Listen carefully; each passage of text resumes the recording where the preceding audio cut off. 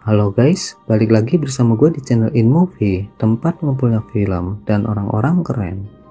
Kali ini gue bakal menceritakan sebuah film yang berjudul The Good Neighbor. Film bergenre horror crime yang rilis pada tahun 2016. Film ini menceritakan dua orang remaja yang menjadikan tetangga mereka objek penelitian untuk konten channel YouTube mereka. Tapi tanpa mereka duga, hal itu membuat terjadinya kejadian tragis. Kejadian tragis apakah itu? Daripada penasaran, langsung aja kita simak cerita lengkapnya. Tapi sebelum itu, jangan lupa subscribe ya guys, biar kalian gak ketinggalan update film-film keren lainnya dari channel ini. Dan buat kalian yang udah subscribe, kalian keren guys. Dua orang remaja bernama Ethan dan Sun berencana membuat sebuah penelitian untuk channel YouTube mereka. Mereka akan meneliti apakah yang akan terjadi bila seseorang mengalami gangguan supranatural. Target mereka adalah seorang pria tua bernama Harold Greene. Dia tinggal tepat di seberang rumah Ethan. Mereka merekam semuanya, dari belanja perlengkapan, alat apa aja yang mereka beli, dan juga keseharian mereka selama melakukan eksperimen itu. Mereka membeli kamera, penyadap, dan juga alat-alat untuk mengendalikan peralatan elektronik. Semuanya akan terhubung di komputer super canggih yang dibeli dengan uang ayah Sun. Hari itu, mereka memasang kamera di depan rumah Ethan untuk mengamati rumah target. Dan menurut pengamatan yang mereka lakukan, hari itu Harold akan belanja mingguan. Kurang lebih 1,5 jam, rumah Harold akan kosong. Mereka pun menggunakan kesempatan itu untuk memasang kamera dan semua peralatan di rumah target. Hanya ada satu ruangan yang gak bisa mereka pasangi kamera, karena ruangan itu digembok.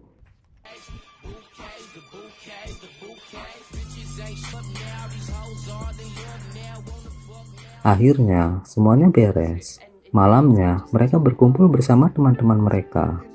Mereka menceritakan proyek yang akan mereka lakukan, yang mereka namakan Haunting Project, atau proyek menghantui. Para cewek merasa mengerjai orang tua itu keterlaluan. Tapi Ethan bilang kalau Harold itu psikopat. Dia juga sering mukulin istrinya sampai istrinya pergi meninggalkannya. Ethan menganggap Harold pantas mereka kerjai. Pada hari ke-6, proyek pertama pun dilakukan. Mereka namakan proyeknya Proyek Mati Lampu. Malam itu seperti kebiasaannya, Harold sedang nonton TV ditemani kucingnya dan sebotol bir. Mereka pun mulai mengacaukan listrik di rumah Harold. Mereka tertawa-tawa melihat target kebingungan. Tanpa mereka duga, seorang polisi mendatangi rumah Harold. Polisi itu bilang kalau alarm rumah Harold berbunyi. Harold pun merasa bingung. Dia bilang kalau alarmnya udah 15 tahun gak berfungsi. Harold merasa keberatan saat polisi itu minta izin untuk memeriksa rumahnya.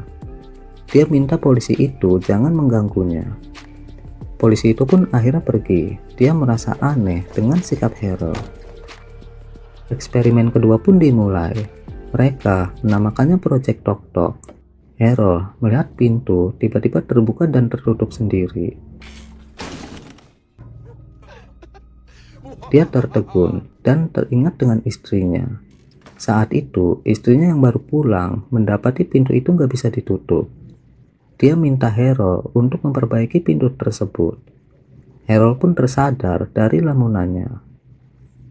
Malamnya, mereka kembali mengerjai Harold. Harold yang sedang tidur terbangun karena mendengar suara berisik. Dia pun memeriksa asal suara tersebut.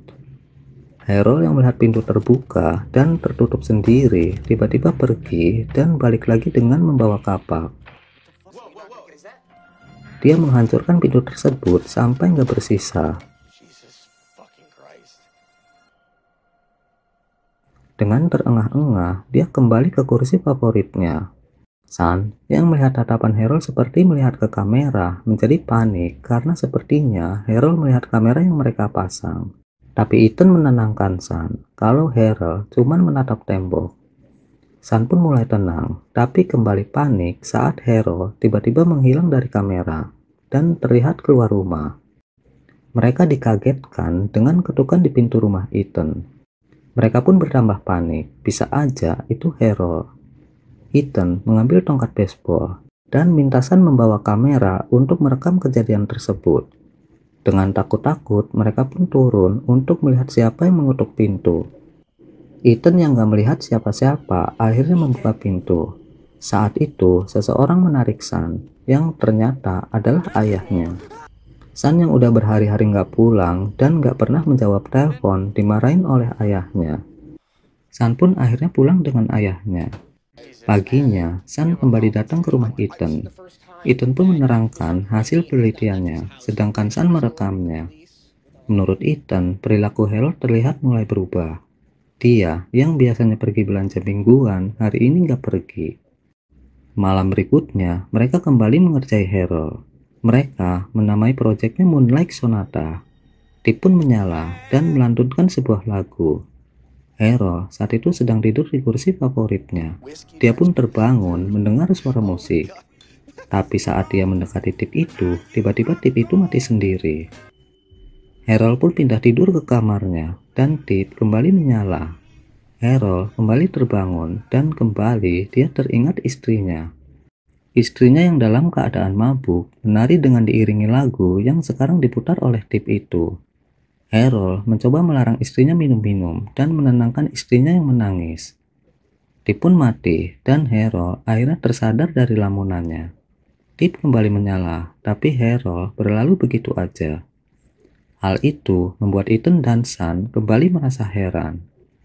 Besok malamnya, Harold masuk ke ruang bawah tanah yang digembok. Mereka pun penasaran kenapa ruangan itu digembok.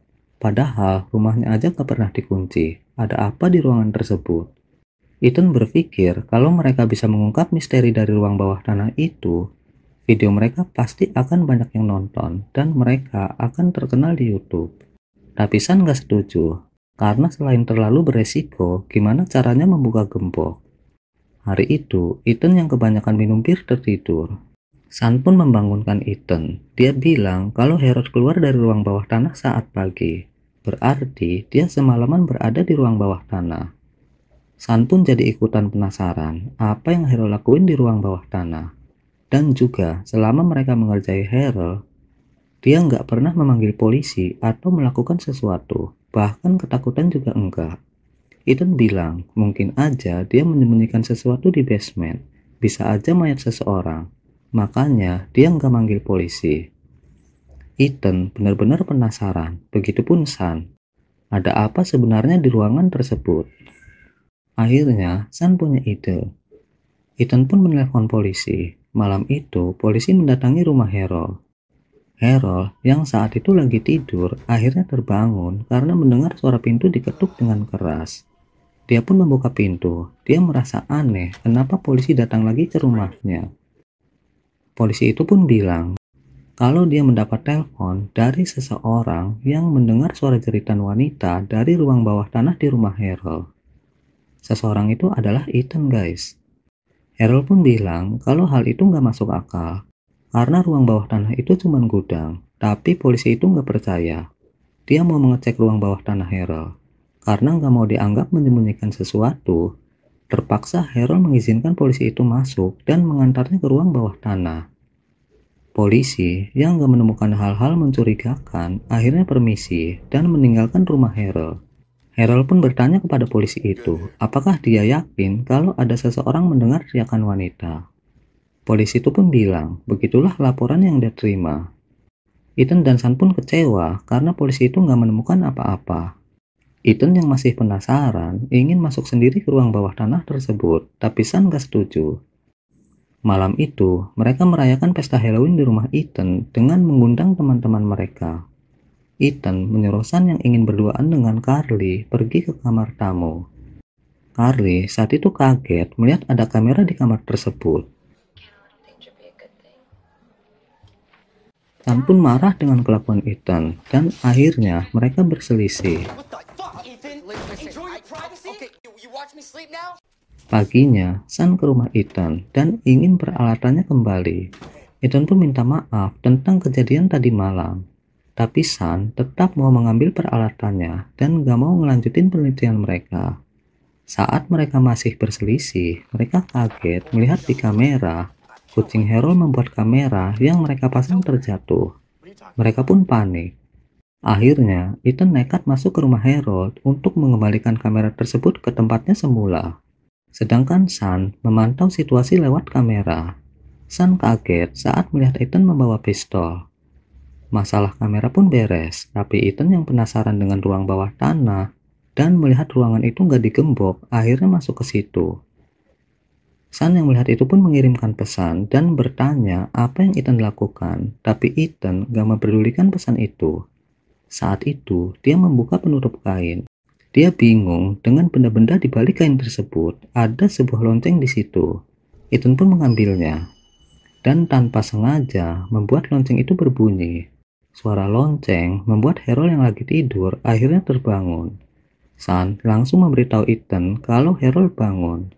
Ethan pun panik dan langsung keluar dari ruang bawah tanah dengan membawa lonceng itu. Dia meletakkan lonceng itu di meja, membetulkan kembali posisi gembok dan bersembunyi. Saat itu, Harold yang melihat lonceng terdiam, sementara Sun mulai panik. Harold tiba-tiba pergi dari ruangan tersebut, tapi dia balik lagi dengan pistol di tangannya. Suasana pun menjadi tegang. Ethan bersiap-siap dengan pistolnya untuk berjaga-jaga. Mereka pun kaget dengan apa yang terjadi, karena tanpa mereka duga, Harold menembak kepalanya sendiri. Sun pun berlari ke rumah Harold, sedangkan Ethan keluar dari persembunyiannya. Ethan bingung dengan apa yang barusan terjadi. Sementara Sun panik dan ketakutan karena mereka telah membuat seseorang mati. Tapi Ethan menenangkan Sun kalau mereka nggak ngelakuin apa-apa dan Harold juga mati bunuh diri. Ethan pun menyuruh Sun mengambil semua kamera di rumah Harold. Sementara dia membereskan darah yang menempel di sepatunya.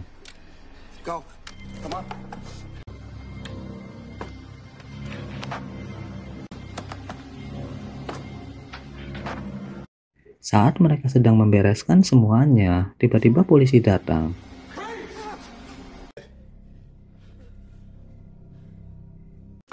Diperlihatkan flashback di mana istri Harold tersenyum melihat pintu telah diperbaiki. Harold ternyata sangat menyayangi istrinya. Hari itu, istri Harold yang ternyata sakit parah, akhirnya pulang dari rumah sakit dan memilih dirawat di rumah. Harold membelikan sebuah lonceng antik untuk istrinya agar istrinya nggak perlu mengeluarkan tenaga untuk berteriak saat memanggilnya atau perawat. Harold pun bilang cukup bunyikan aja loncengnya dan apapun yang terjadi dia akan datang menemui istrinya. Setelah istrinya meninggal, Harold menaruh semua benda yang berhubungan dengan istrinya di gudang bawah tanah termasuk lonceng.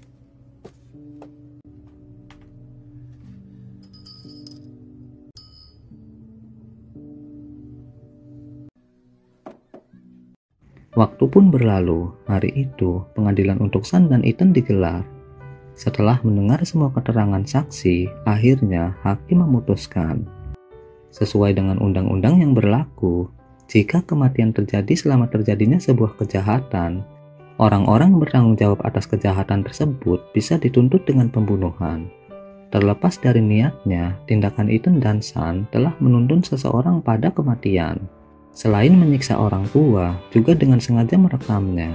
Pengadilan memutuskan terdakwa bersalah dan menjatuhi mereka hukuman seumur hidup. Mereka juga bersalah atas pengintaian dan menerobos masuk ke rumah orang.